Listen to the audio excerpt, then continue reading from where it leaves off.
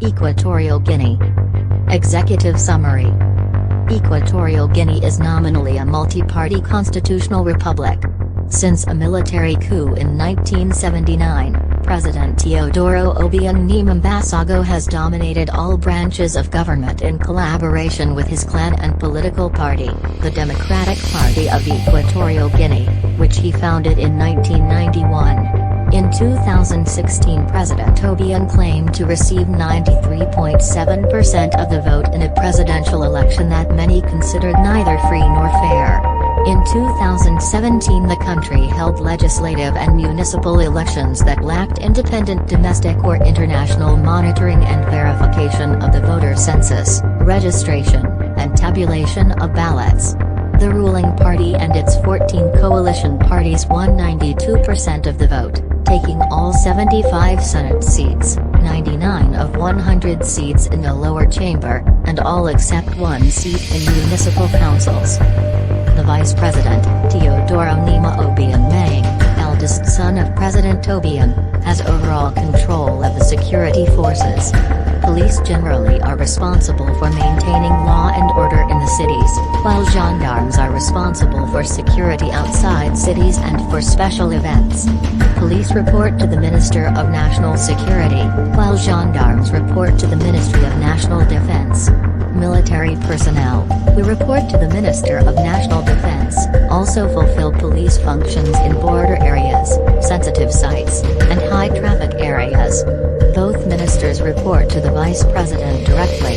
Additional police elements are in the Ministries of Interior, Border and Traffic Police, Finance, Customs Enforcement, and Justice, Investigative and Prosecuting Police. Presidential security officials also exercise police functions at or near presidential facilities. Civilian authorities did not maintain effective control over the security forces. There were credible reports that members of the security forces committed numerous abuses.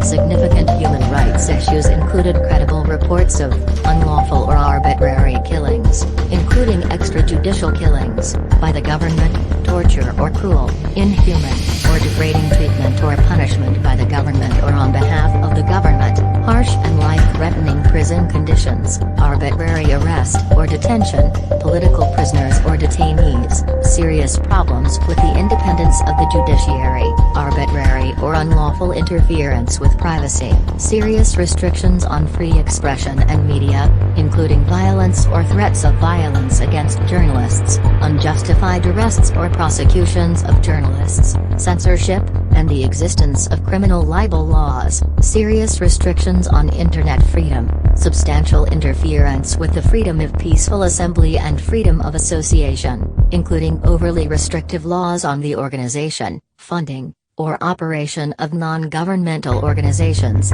restrictions on freedom of movement and residence within the territory of a state and on the right to leave the country, inability of citizens to change their government peacefully through free and fair elections, serious and unreasonable restrictions on political participation, serious government corruption, lack of investigation of and accountability for gender-based violence, including but not limited to domestic or intimate partner violence, trafficking in persons, and crimes involving violence or threats of violence targeting lesbian, gay, bisexual, transgender, queer, or intersex persons. The government took some steps to prosecute or punish officials who committed abuses or engaged in corruption, including certain cases prompted by criticism from the press and public, whether in the security forces or elsewhere in the government, but impunity was a serious problem.